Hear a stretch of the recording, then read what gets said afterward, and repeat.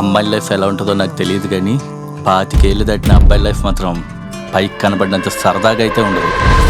ఓరా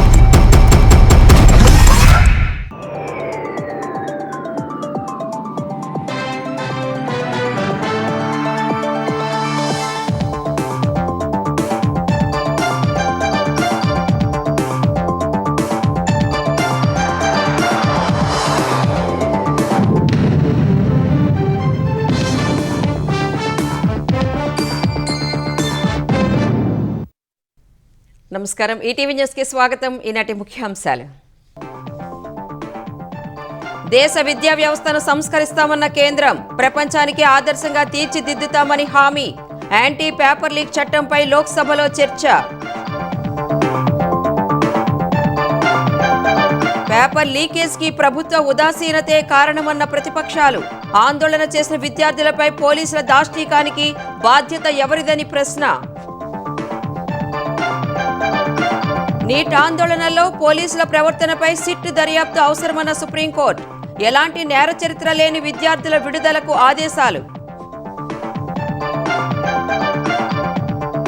Hydraa commissioner రంగనాథ్ను తొలగించబోమని Revanth సంకేతాలు. కబ్జాకోరులే కోర్టును తప్పుదోవ పట్టిస్తున్నారన్న ముఖ్యమంత్రి.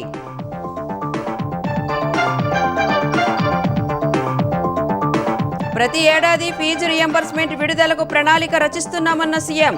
బీఆర్ఎస్ పెట్టిన బకాయిల వల్లే సమస్య ఏర్పడిందని ఆరోపణ. ఎల్నినో ప్రభావాన్ని అధిగమించడంపై చంద్రబాబు సమీక్ష. హై రిస్క్ ప్రాంతాల్లో బోర్లతో పంటలు కాపాడాలని అధికారులకు సూచన. క్యాన్సర్ రోగుల కోసం అమరావతిలో జెనోమిక్ సొల్యూషన్స్ సెంటర్. జన్యుపరమైన పరిశోధనతో చికిత్స అందించే దిశలో ముందడుగు. ప్రధాని మోదీ పోస్టును తొలగించినందుకు క్షమాపణ చెప్పిన మెటా. సాంకేతిక కారణాల వల్లే పొరపాటు జరిగిందని కేంద్రానికి వివరణ.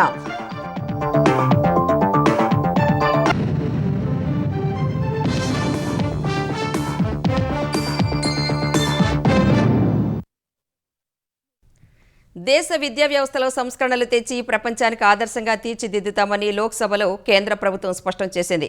పబ్లిక్ పరీక్షల్లో అక్రమాలకు పాల్పడే వారికి కఠిన శిక్షలు విధించేందుకే ప్రస్తుత చట్టంలో సవరణలు చేస్తున్నట్లు ఉద్ఘాటించింది.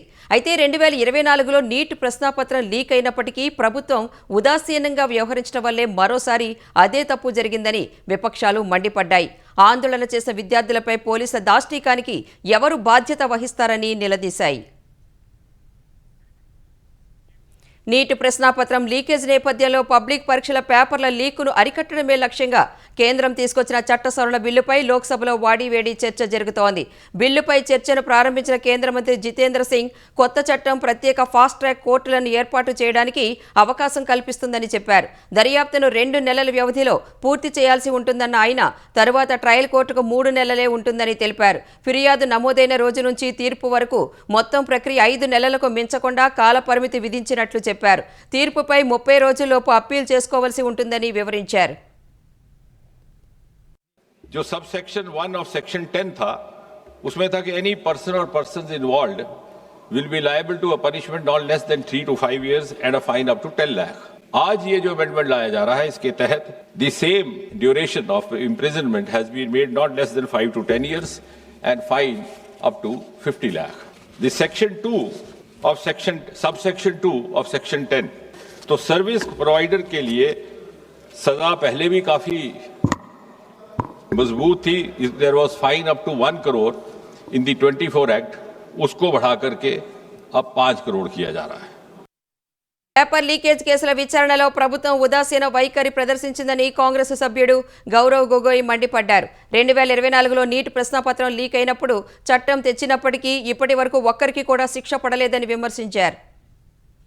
2 साल पहले ये बिल लाया गया था, public examinations prevention of unfair act 2024. उस समय में भी सरकार ने इस बिल का इंट्रोडक्शन करते हुए ये कहा कि ये बहुत ही एक ऐतिहासिक कदम है और इससे शिक्षा विभाग सुधरेगा और इससे परीक्षा में जो पेपर लीक होते हैं अब नहीं होगा. अब किसी का साहस नहीं होगा। ऐसे ऐसे कड़े दंड।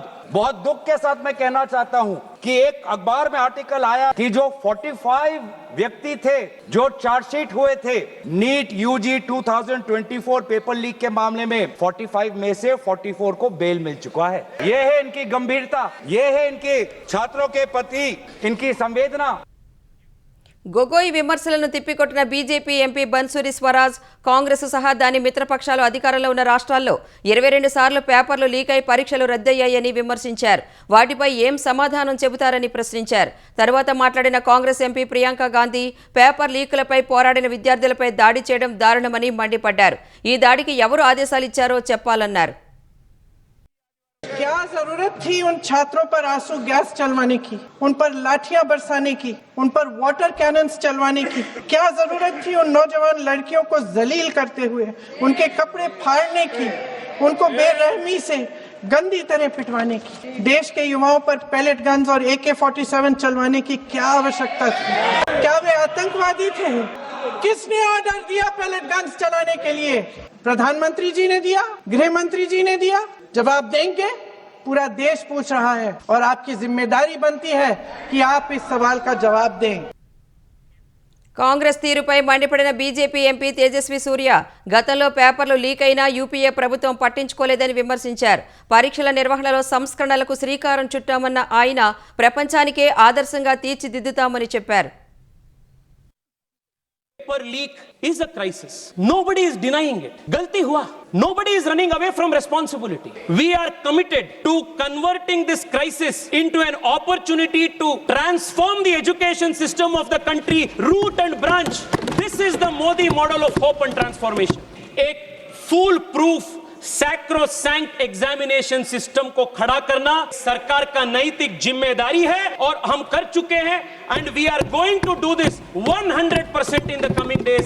India's education system, India's examination system will be a model for the world.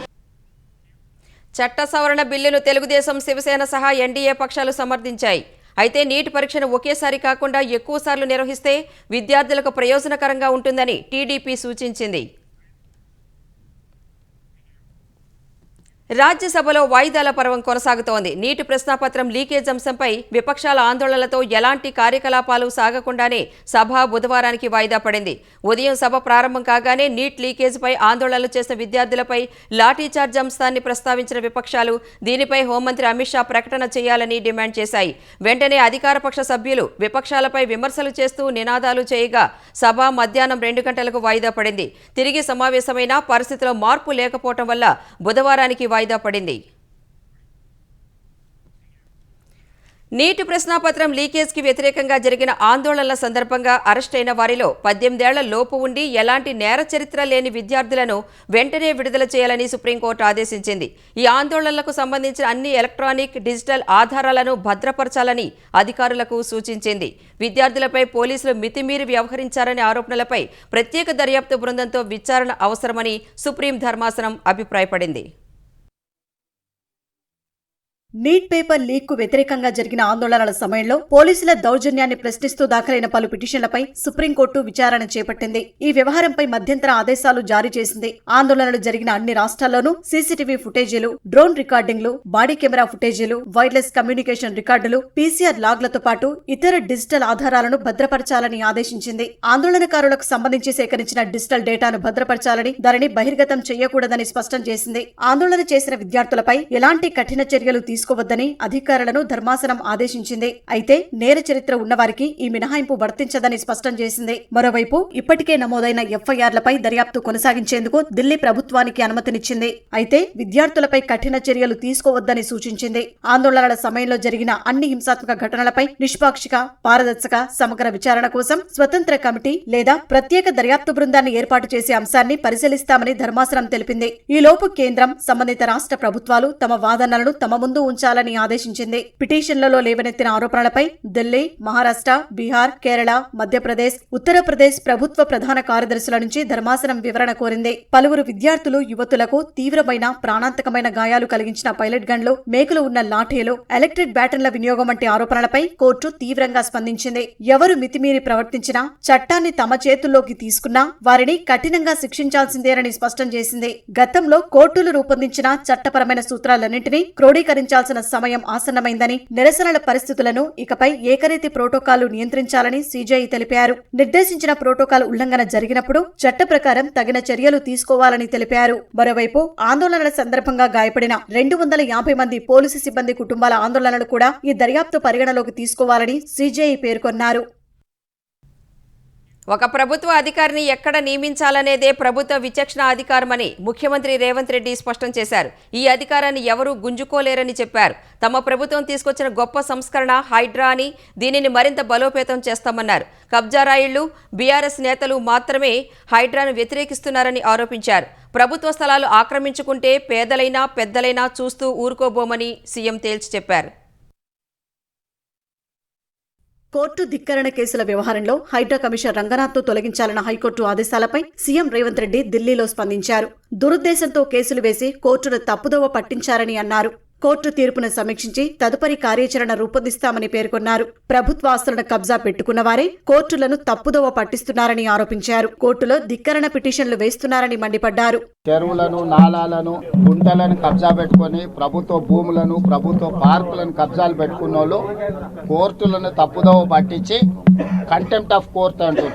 Contempt of court ఉంటే అధికారులను మార్చాలనే నిబంధన ఉంటే గతంలో సోమేష్ కుమార్ మీద 400 కంటెంప్ట్ కేసులు ఉన్నాయి. ఆ రోజు ఇవన్నీ ఏది మాట్లాడలే. ఒక అధికారిని ఎక్కడ నియమించాలనేది ప్రభుత్వం యొక్క విచక్షణ అధికారం. ఆ విచక్షణ అధికారాన్ని ఎవరు గుంజుకోలేరు. హైడ్రా మంచి పనులు చేస్తుంది. మా ప్రభుత్వం తీసుకొచ్చిన the greatest reform is HYDRAA. We have protected lakes and nalas and water bodies. So we don't have any issues with HYDRAA. We are going to empower HYDRAA. న్యాయస్థానాల మీద సంపూర్ణమైన విశ్వాసం ఉంది. తప్పుడు కేసులను న్యాయస్థానాలలో ఎదుర్కొంటాం. హైడ్రాను రద్దు చేయాలని కబ్జాకోరులు, దొంగలు మాత్రమే కోరుకుంటున్నారని సీఎం మండిపడ్డారు. ప్రభుత్వ ఆస్తులు ఆక్రమిస్తే పేదలైనా పెద్దలైనా ఊరుకునేది లేదని స్పష్టం చేశారు. బతుకమ్మ కుంట లాంటి వాటిని కూడా బీఆర్ఎస్ వాళ్ళు కబ్జా పెట్టుకొని దాంట్లో కూడా కంటెంప్ట్ ఆఫ్ కోర్ట్ వేసిండ్రు. అదే విధంగా ముఖీం అనే ఒక కబ్జా కోర్ 100 ఎకరాల ప్రభుత్వ భూమిని కబ్జా పెట్టుకుంటే ఖాళీ చేయించి ఏ విధంగా చూడాలి? సో ఇలాంటి వాళ్ళు కూడా ఈ రోజు కంటెంప్ట్ ఆఫ్ కోర్ట్ అని కేసులు వేసారు. మీకు ఎన్ కన్వెన్షన్ కూలగొట్టిరు, పేదోళ్ళదా? అది గండిపేట చెరువులు ఆక్రమించుకున్న వాళ్ళని కూలగొట్టిరు, పేదోళ్ళదా? బతుకమ్మ కుంటను ఆక్రమించుకున్న వాళ్ళు పేదోళ్ళ? ఎట్లా సుధాకర్ రెడ్డి అని టీఆర్ఎస్ కాన్స్టిట్యున్సీ ఇన్ఛార్జ్ కేసీఆర్ గారు వస్తే విమానంలో పూల వర్షం కురిపించండు. 10 ఎకరాలు బతుకమ్మ కుంటను కబ్జా పెట్టి అమ్ముకున్న తర్వాత పూల వర్షమైంది, కనక వర్షమే కురిపించవచ్చు. కబ్జాదారులను కాపాడేందుకు డబ్బులు పెట్టి సోషల్ మీడియాలో తప్పుడు ప్రచారం చేస్తున్నారని ఆరోపించారు. చెరువులు, కుంటలు, నాలాలను కాపాడటమే హైడ్రా విధి అని సీఎం రేవంత్ రెడ్డి స్పష్టం చేశారు. హైడ్రా అనేది సీఎం రేవంత్ రెడ్డికి బ్లాక్ మెయిలింగ్ టూల్ అని బీఆర్ఎస్ కార్యనిర్వాహక అధ్యక్షుడు కేటీఆర్ తీవ్ర ఆరోపణలు చేశారు. హైడ్రా 9 తలల విషసర్పమన్న హైకోర్టు వ్యాఖ్యలే ప్రభుత్వానికి చెంపపెట్టు అన్నారు. తెలంగాణ మంత్రివర్గంలోని కొందరు మంత్రులు సహా బడాబాబులను వదిలి పేదల ఇళ్ల జోలికి మాత్రమే వెళుతోందని ఆరోపించారు. 1 కోటి ఎకరాలను నిషేధిత జాబితాలో ఎందుకు చేర్చారో చెప్పాలని కేటీఆర్ డిమాండ్ చేశారు. హైడ్రా అనేది 9 తలల విషసర్పం అని చెప్పింది ఏది? రాష్ట్ర హైకోర్టు. ఇంతకంటే చెంపపెట్టు ముఖ్యమంత్రికి ఏముంటుందని నాకు అర్థం. బడాబాబులను మాత్రం వదిలిపెట్టి గరీబోళ్ల ఇండ్ల మీద పడి, బడాబాబులు అంటే ఎవరండి? రాష్ట్ర రెవెన్యూ మంత్రి పొంగులేటి శ్రీనివాసరెడ్డి ఇల్లు చెరువులో ఉంటది, దాన్ని హైడ్రా ముట్టదు. రాష్ట్ర ముఖ్యమంత్రి గారి సోదరుడు ఇల్లు FTL లో ఉంటది, దాన్ని హైడ్రా ముట్టదు. రాష్ట్ర మంత్రులు వివేక్ గారు, శాసన మండలి చైర్మన్ సుఖేందర్ రెడ్డి గారు, రాష్ట్రంలో ఇంకా కీలక నేతలు చాలా మంది బిల్డింగ్లన్నీ చెరువుల్లో ఉన్న, షికాల్లో ఉన్న వాటిని మాత్రం హైడ్రా ముట్టదు. ఎవరిని ముడుతుంది హైడ్రా? బీద, బిక్కి, మధ్యతరగతి ప్రజలు. నేను అడుగుతా ఉన్న ముఖ్యమంత్రిని, కబ్జా కోరులు అంటున్నావు, అందరికంటే పెద్ద కబ్జా కౌరులే నీ అన్నదమ్ములు కదా. 1 కోటి ఎకరాలు నిషేధిత జాబితాలో పెట్టింది నీ మంత్రి కాదా? హైడ్రా అనేది it has become a blackmailing extortion tool of Revanth Reddy. El Nino ప్రభావంపై రైతులకు పూర్తి స్థాయిలో అవగాహన కల్పించాలని ముఖ్యమంత్రి చంద్రబాబు అధికారులను ఆదేశించారు. ప్రభుత్వ పరంగా తీసుకోవాల్సిన చర్యలు, రైతుల్లో కల్పించాల్సిన అవగాహనపై సమీక్ష నిర్వహించారు. జూలైలో 69% లోటు వర్షపాతం నమోదైనట్లు సీఎంకు వివరించిన అధికారులు వచ్చే 3 నెలల్లో సరాసరి 35 నుంచి 40% లోటు నమోదయ్యే అవకాశం ఉందన్నారు. జూన్, నవంబర్ మధ్య 844 మిల్లీమీటర్ల వర్షపాతం నమోదు కావాల్సి ఉండగా 551 మిల్లీమీటర్లే నమోదయ్యే అవకాశం ఉందని వివరించారు. అంచనాలకు మించి ఎల్నినో ప్రభావం ఉండబోతోందని సీఎం దృష్టికి తీసుకువెళ్లారు. అన్ని జిల్లాల్లోనూ ఎల్నినో ప్రభావం ఉంటుందని, పశ్చిమ గోదావరి, ప్రకాశం, అన్నమయ్య, కృష్ణా, కడప జిల్లాల్లో వర్షాభావ పరిస్థితులు నెలకొంటాయని తెలిపారు. 2.78 లక్షల హెక్టార్లలో పత్తి, 1,00,000 హెక్టార్లలో వరిపై ప్రభావం చూపుతుందని వివరించారు. మొత్తం 122 హై రిస్క్ మండలాలు గుర్తించామని అధికారులు చెప్పగా బోర్ల ద్వారా పంటలను కాపాడుకునే అంశాన్ని పరిశీలించాలని సీఎం ఆదేశించారు. ఆగస్టు 3 నుంచి అవగాహన కార్యక్రమాలు, వరికి ప్రత్యామ్నాయ పంటలపై దృష్టి, అత్యవసర విత్తన ప్రణాళికను రూపొందించినట్లు అధికారులు తెలిపారు. 5 నెలలకు సరిపడా 286.3 లక్షల మెట్రిక్ టన్నుల పశుగ్రాసం అందుబాటులోకి ఉంచినట్లు సీఎంకు అధికారులు తెలిపారు. క్యాన్సర్ రోగులకు జన్యుపరమైన పరిశోధనల ద్వారా వైద్య చికిత్సలు అందించే దిశగా కీలక ముందడుగు పడింది. అమరావతిలో ఇంటిగ్రేటెడ్ ప్రెసిషన్ ఆంకాలజీ విధానాన్ని ప్రారంభించేందుకు ఆస్ట్రాజెనికా ఇండియా ఆంధ్రప్రదేశ్ ప్రభుత్వంతో ఒప్పందం చేసుకుంది. సీఎం చంద్రబాబు సమక్షంలో జరిగిన ఈ ఒప్పందం ప్రకారం రిలయన్స్కు చెందిన స్ట్రాండ్ లైఫ్ సైన్సెస్, QRAI సంస్థలతో కలిసి AstraZeneca integrated genomic solutions centre ఏర్పాటు చేయనుంది. ఊపిరితిత్తులు, రొమ్ము క్యాన్సర్ రోగుల కోసం అధునాతన జన్యు పరీక్షలు, బయోమార్కర్ టెస్టింగ్ చేసేందుకు ఇంటిగ్రేటెడ్ జెనోమిక్ సొల్యూషన్ సెంటర్ను నెలకొల్పనుంది. అమరావతి క్వాంటమ్ వ్యాలీ, ఆస్ట్రాజెనికా భాగస్వామ్యంతో ఈ చికిత్సా విధానాన్ని ప్రారంభించనున్నారు. AI, నెక్స్ట్ జనరేషన్ సీక్వెన్సింగ్, ఆధునిక జన్యు చికిత్స విధానాల్ని ఉపయోగించి క్యాన్సర్ను ప్రారంభ దశలోనే గుర్తించి శరీర తత్వానికి అనుగుణంగా చికిత్స చేసేలా ఇంటిగ్రేటెడ్ ప్రెసిషన్ ఆంకాలజీ విధానం ఉపకరించనుంది. ప్రజలందరికీ అందుబాటులో అత్యాధునిక వైద్య సదుపాయాలను తీసుకురావడమే ఈ ఒప్పందం లక్ష్యమని చంద్రబాబు స్పష్టం చేశారు. వైద్య రంగంలోని వ్యవస్థలు ప్రిడిక్టివ్, ప్రివెంటివ్, క్యూరేటివ్ విధానంలో పనిచేయాలని దిశానిర్దేశం చేశారు. క్యాన్సర్ సహా ఇతర వ్యాధులపై కూడా క్వాంటమ్ వ్యాలీ నుంచి పరిశోధనలు జరగాలని పేర్కొన్నారు. ఎల్నినో పరిస్థితుల్లో తెలంగాణలో రైతులను ఆదుకునేందుకు సహకరించాలని సీఎం రేవంత్ రెడ్డి కేంద్రాన్ని కోరారు. ప్రకృతి వైపరీత్యాలతో దెబ్బతిన్న భూములను క్షేత్రస్థాయిలో పరిశీలించి సాయం చేయాలని విజ్ఞప్తి చేశారు. ఈ మేరకు పార్లమెంటు భవనంలో కేంద్ర వ్యవసాయ శాఖ మంత్రి శివరాజ్ సింగ్ చౌహాన్ను కలిసిన రేవంత్ రెడ్డి ఎల్నినో పరిస్థితులను దృష్టిలో పెట్టుకుని తెలంగాణలో రైతులను ప్రత్యామ్నాయ పంటల వైపు మళ్లిస్తున్నామని చెప్పారు. PMAY కింద 11.56 లక్షల ఇళ్లు కేటాయించాలన్న సీఎం రైతుల జీవనోపాధి మెరుగుకు 10 కొత్త పనులను VBG రామ్జీలో చేర్చాలని కోరారు. ఎల్నినో పరిస్థితులను దృష్టిలో పెట్టుకుని తెలంగాణలో రైతులను ప్రత్యామ్నాయ పంటల వైపు మళ్లిస్తున్నామని రేవంత్ రెడ్డి వివరించారు. ఈ పంటలు వేసే రైతులకు తగిన గిట్టుబాటు ధరలు అందించేందుకు ఇప్పటి నుంచే చర్యలు చేపట్టాలన్నారు. అనంతరం మీడియాతో మాట్లాడిన సీఎం ఫీజు రీయింబర్స్మెంట్ కొట్టేయాలని చూసిన సంస్థలపై విచారణ జరుగుతోందని వివరించారు. బీఆర్ఎస్ హయాంలో బకాయి పెట్టిన ఫీజు రీయింబర్స్మెంట్ 8,000 కోట్లు భారంగా మారిందన్నారు. రీయింబర్స్మెంట్ చెల్లించేందుకు ప్రభుత్వం ప్రణాళికలు రచిస్తోందన్న సీఎం భవిష్యత్తులో ఈ సమస్య తెలంగాణలో ఉండబోదని హామీ ఇచ్చారు. కేసీఆర్ బకాయిలు పెట్టి పారిపోయినవే ఈ రోజు మాకు భారంగా మారింది. ఈ రోజు ఏదో కొత్తగా మేము ఫీజు రియంబర్స్మెంట్ ఇవ్వడం లేదన్నట్టుగా బీఆర్ఎస్ భ్రమలు కల్పించే ప్రయత్నం చేస్తుంది. బీజేపీ దానికి వంతబాడుతుంది. బీజేపీ నాయకులు ఫీజు రియంబర్స్మెంట్ గురించి పదే పదే తెలంగాణలో మాట్లాడుతారు. ఆర్ కృష్ణయ్య గారు ఏ రాష్ట్రానికి సంబంధించిన రాజ్యసభ సభ్యుడు? ఆంధ్రప్రదేశ్ లో 10,000 కోట్ల రూపాయల ఫీజు రియంబర్స్మెంట్ బకాయి ఉంది. ఆర్ కృష్ణయ్య అక్కడ ప్రభుత్వంలో భాగస్వామి. ఎందుకు రామచంద్రరావు ఆంధ్రప్రదేశ్ లో ఫీజు రియంబర్స్మెంట్ గురించి మాట్లాడాడు? ఎందుకు ఆర్ కృష్ణయ్య గారు ఆయన ప్రాతినిధ్యం వహిస్తున్న రాష్ట్రంలో ఫీజు రియంబర్స్మెంట్ గురించి మాట్లాడాడు? మొట్టమొదట బీజేపీ నాయకులు సూచన చేస్తున్నాం. ఆంధ్రప్రదేశ్ రాష్ట్రంలో మీ ఎన్డీఏ ప్రభుత్వం ఉంది. ఎన్డీఏ ప్రభుత్వం ఆంధ్రప్రదేశ్ లో 100% ఫీజు రియంబర్స్మెంట్ చెల్లించిన తర్వాత తెలంగాణలో వచ్చి డిమాండ్ చేస్తే చూడడానికి బాగుంటది. లైంగిక ఆరోపణలు ఎదుర్కొంటున్న ట్రైనీ IPS ఉదయ్ కృష్ణారెడ్డిని తెలంగాణ పోలీసులు అరెస్టు చేశారు. హైదరాబాద్ శివార్లో ఉదయ్ను అదుపులోకి తీసుకున్న పోలీసులు అత్తాపూర్ పోలీస్ స్టేషన్కు తరలించారు. రాజేంద్రనగర్ జాతీయ పోలీస్ అకాడమీలో లైంగికంగా వేధించారని మహిళా ట్రైనీ IPS అత్తాపూర్ PSలో ఫిర్యాదు చేశారు. ఆయనపై కేసు నమోదయ్యాక ఆసుపత్రిలో చేరిన ఉదయ్ అనంతరం కనిపించకుండా పోయారు. ఫోన్ కూడా స్విచ్ ఆఫ్ చేసుకున్నారు. ఈ నేపథ్యంలోనే పోలీసులు గాలింపు చర్యలు చేపట్టి హైదరాబాద్ శివారులో ఉదయ్ను అదుపులోకి తీసుకున్నారు.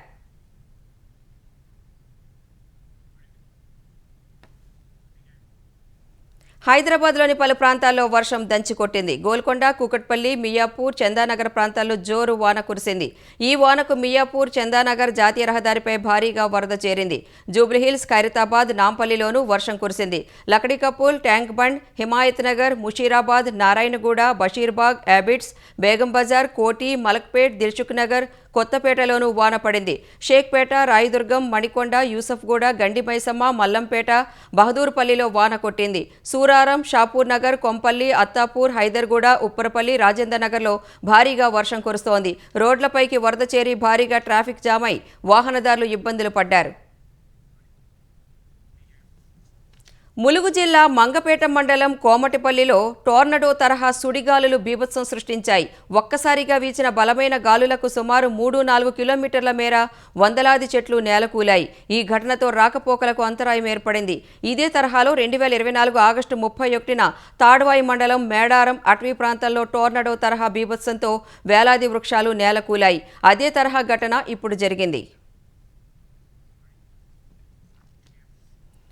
పార్వతీపురం మన్యం జిల్లా పరిధిలోని పెదపెంకి గ్రామంలో చేపట్టిన అభివృద్ధి పనుల్లో నాణ్యతా లోపాలపై ఉప ముఖ్యమంత్రి పవన్ కళ్యాణ్ ఆగ్రహం వ్యక్తం చేశారు.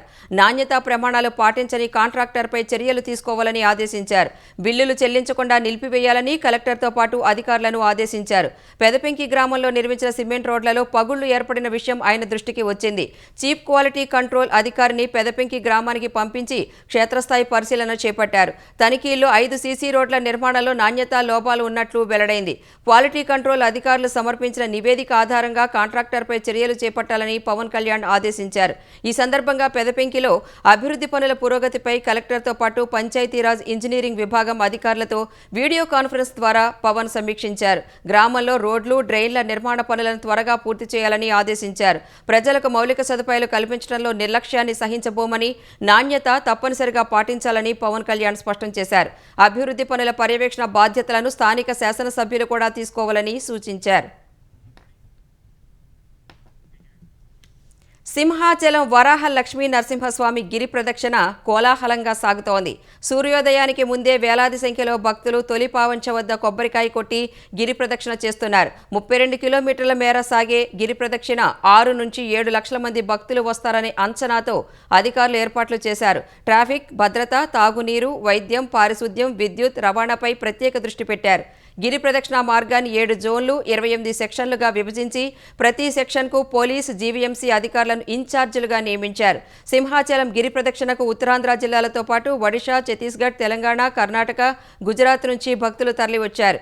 గిరి ప్రదక్షిణకు ఏర్పాట్ల పట్ల భక్తులు సంతృప్తి వ్యక్తం చేస్తున్నారు. ప్రధాని నరేంద్ర మోదీ పోస్టు చేసిన వీడియోను తొలగించినందుకు కేంద్ర ప్రభుత్వానికి ఫేస్బుక్ యాజమాన్య సంస్థ మెటా క్షమాపణ చెప్పింది. ఈ వీడియోను ఉద్దేశపూర్వకంగానో కంటెంట్ పాలసీ కారణంగానో తొలగించలేదని స్పష్టం చేసింది. కేవలం సాంకేతిక కారణాల వల్లే అలా జరిగినట్లు మెటా స్పష్టతనిచ్చింది. అంతేకాకుండా ఆ వీడియోను అందరికీ కనిపించేలా పునరుద్ధరించింది. అంతకుముందు ఫేస్బుక్లో ప్రధాని మోదీ పోస్ట్ కనిపించకుండా పోవడాన్ని కేంద్రం తీవ్రంగా పరిగణించింది. మెటా, ఇన్స్టాగ్రామ్ గ్లోబల్ హెడ్స్కు కేంద్ర ఐటీ శాఖ సమన్లు జారీ చేసింది. అలా ఎందుకు జరిగిందో సమగ్ర వివరణ ఇవ్వాలని స్పష్టం చేసింది. నీట్ నిరసనల వ్యవహారంపై ప్రధాని మోదీ ఫేస్బుక్, ఇన్స్టాగ్రామ్లలో వీడియో పోస్ట్ చేశారు. పరీక్షా పత్రం లీకేజ్, ఆందోళనలు, ప్రభుత్వం తీసుకుంటున్న చర్యలపై యువతను ఉద్దేశించి మాట్లాడిన వీడియో ప్రజల దృష్టిని ఆకర్షించింది. ఈ వీడియోకు 24 గంటల్లోనే 303 మిలియన్లకు పైగా వ్యూస్ వచ్చాయి. ఇది ప్రధాని మోదీ సోషల్ మీడియా పోస్టుల్లో అత్యధికంగా వీక్షించిన వాటిలో ఒకటిగా నిలిచింది. జపాన్ మరోసారి భారీ భూకంపం కుదిపేసింది. దక్షిణ జపాన్లోని క్యూషు ద్వీపంలో ఉన్న కుమామోటో ప్రాంతంలో మధ్యాహ్నం 7.1 తీవ్రతతో భూమి కంపించింది. ఈ ప్రకృతి విపత్తు కారణంగా పలువురు గాయపడగా తీవ్ర ఆస్తి నష్టం వాటిల్లింది. భూకంపం ధాటికి కుమామోటో తదితర ప్రాంతాల్లో ఇళ్లు, వంతెనలు, రోడ్లు దెబ్బతినడం సహా పలు చోట్ల విద్యుత్ సరఫరాకు అంతరాయం కలిగింది. యత్సుషిరో నగరంలోని ఓ ఆసుపత్రిలో సుమారు 40 మంది క్షతగాతులు చేరినట్లు స్థానిక క్యోడో న్యూస్ ఏజెన్సీ తెలిపింది. యత్సుషిరో స్టేషన్లో ఒక రైలు పట్టాలు తప్పి పక్కకు ఒరిగిపోగా చారిత్రక కుమామోటో కోటకు చెందిన రాతి గోడలు దెబ్బతిన్నాయి. భూకంప ప్రభావిత ప్రాంతాల్లో బుల్లెట్ రైళ్లు, స్థానిక రైళ్లు, విమానాల రాకపోకలను అధికారులు నిలిపివేశారు. ప్రాణ నష్టాన్ని నివారించడానికే తమ ప్రభుత్వం అత్యధిక ప్రాధాన్యత ఇస్తోందని, పరిస్థితిని సమీక్షించి సహాయక చర్యలు చేపట్టేందుకు ప్రత్యేక టాస్క్ ఫోర్స్ను ఏర్పాటు చేశామని జపాన్ ప్రధాని సనాయే తకైచి ఎక్స్ వేదికగా వెల్లడించారు.